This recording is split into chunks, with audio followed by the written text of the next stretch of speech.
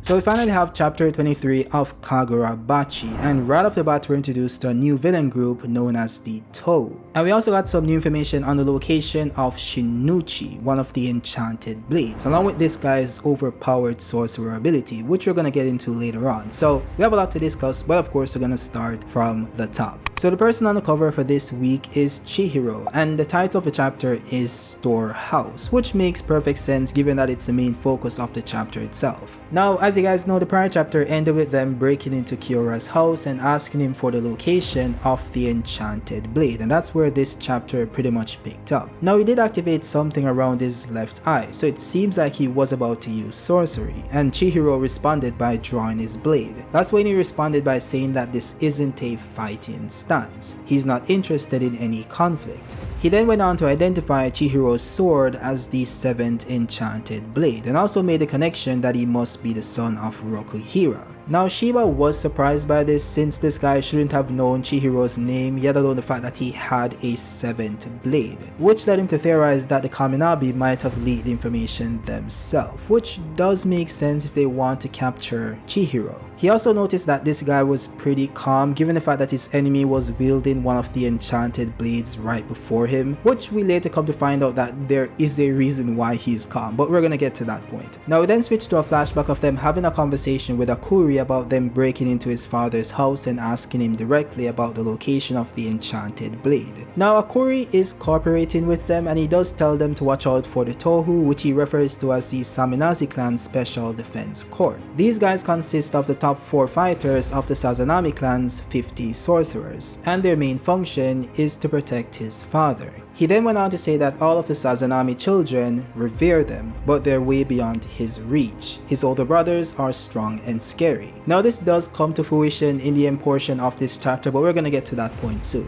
What I want to say is that I'm a bit wary of Akuri because he is helping them, and it does make sense why, because he feels like it's the right thing to do, but I feel like I'm getting some conflicted feelings from him based on his facial expressions. And it does make perfect sense since even though he was disowned by his father, he's still his father and they're still his family. So I can see a case where he does side with his family in the end and backstabs Chihiro. He doesn't seem like the guy to stand on convictions, if I'm being honest, but he did say that if they found him they would kill him without hesitation, so that might imply that he's on the good side permanently. But again, family drama, bro, like you can never trust these guys, okay? I'm telling you. With that said, Kyora basically tells them that if they want the Shinuichi they have to bid on it, which was something proposed by the Kaminabi as well. And while it might seem like they're playing into corruption, which they are to a certain extent, it does make way more sense logically speaking to just bid on the item and win it normally rather than going into battle and having people lose their lives, which is exactly what's going to happen. So of course you want to be all moral and say, okay, we're not gonna work with villains and give them money, but at the same time, do you guys value the money over the lives of the people who are going to die if a war does break out, you know? So it's a good dilemma to have, and it will be interesting to see how it plays out. Now of course our guy does refuse it because he is the main character here, so he does ask him where's the location of the blade, and that's when the blade magically appeared before him or beside him. But even so, he wasn't able to touch it, and that's when it's revealed that this blade was a projection.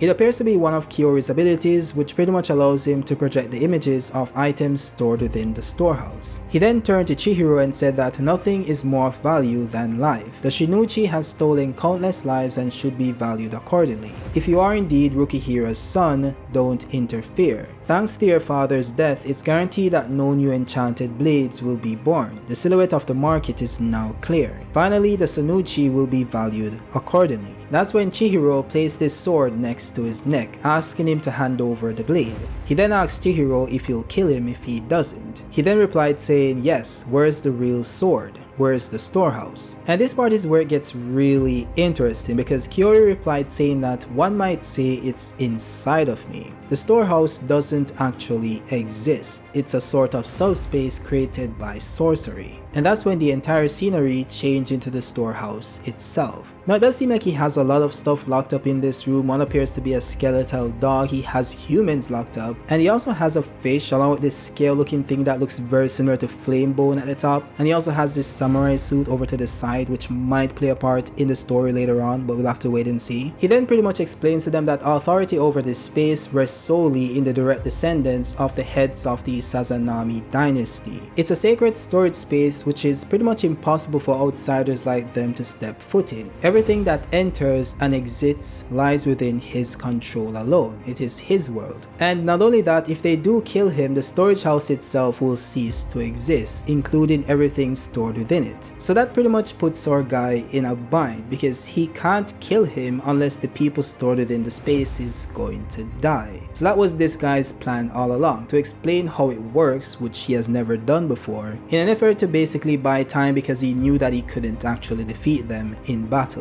Now Shiba does pick up on this strategy and basically tells him that until he's ready to turn over the blade, he'll just have to rip off his fingernails. That's when he replied saying that, to which he will submit, but for each fingernail he'll strangle a resident of the storehouse, something he can easily do since it's his space. He then said that they are valuable pieces but it cannot be helped. Their value certainly doesn't rival the Shinuchi's. Now they did kinda doubt that he was telling the truth because he could be bluffing, but they couldn't take the chance since people's lives were literally hanging in the balance here, so they kinda just gave up and allowed him to live. And I will say that I understand why they did it, it does make sense, but at the same time, I do find it quite ridiculous that if he somehow dies, the place would also cease to exist, and so would everyone in it. Like, this place has been holding the most valuable items for many years based on what we learned in the prior chapters, and now it's even holding the Shinuchi, one of the enchanted blades. They're telling me that they left it to one guy, and if he dies, somehow everything would cease to exist. Like, this guy could just be walking outside, a rock falls on him too hard, you know, maybe someone hits him with a car, maybe he crashes, maybe a natural disaster happens, maybe he's even killed by someone, you know, and everything would just cease to exist. The most valuable items in the world just gone. You know, I find that hard to believe, okay?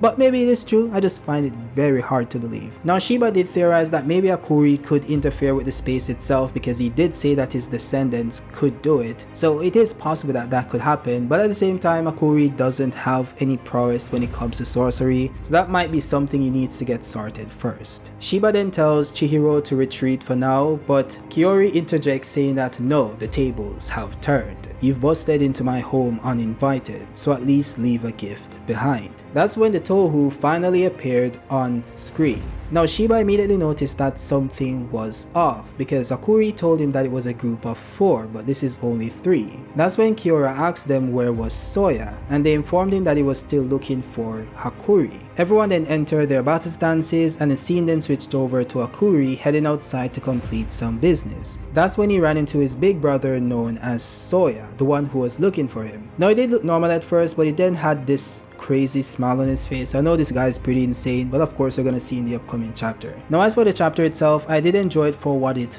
was. It wasn't really a battle chapter per se. It's more so setting up the upcoming fights in the next few chapters. With that said, let me know your thoughts on this chapter specifically. What do you guys think about this guy's new ability? I think it's pretty insane and absolutely broken, even though it wasn't shown in this chapter, because he can literally just store you in that place and no one can rescue you. It's like Daikokuten used by Kawaki in the Boruto manga. With that said, I'm going to be covering Kagurabachi going forward on this channel, so if you guys haven't read it, go ahead and read it. It's only 23 chapters. I'm sure you guys can get that done in like 2 days tops. But if you guys have read it, just look up for more videos on it, of course, along with the regular Boruto schedule. With that said, I'll see you guys on the next one. Peace out.